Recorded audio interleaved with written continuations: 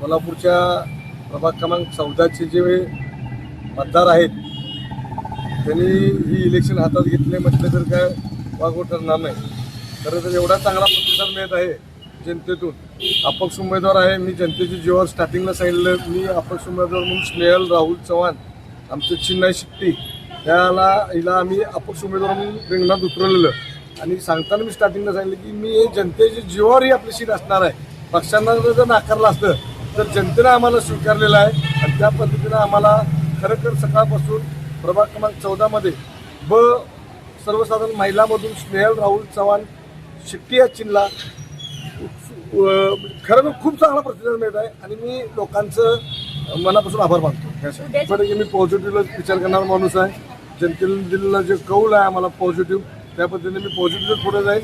आणि हा विजय उद्या जे असणार आहे स्नेहल राहुल चव्हाण यांचा नाही, हा जनतेचा विजय असणार आहे. पुण्याला मतदारांना आव्हान करेन, जे प्रभाग क्रमांक 14मध्ये असतील किंवा कोल्हापूर शहरातले मतदार असतील, मतदारांनी आपला मतदानाचा हक्क बजवावं. माझी विनंती आहे नम्र सर्व लोकांनी, तुमचा जो एक आणि एक मत आहे, तुमचा हक्काचं मत आहे ते कुठेही बाबा वाया न घालवता किती वेळ होते. तुम्ही 5:30च्या आत जर बूथमध्ये आत आला केंद्रात तर तुम्ही 6 वाजून दे, 7 वाजून दे, 8 वाजून दे, तुम्हाला बसण्याची सोय केलेली आहे तिथं.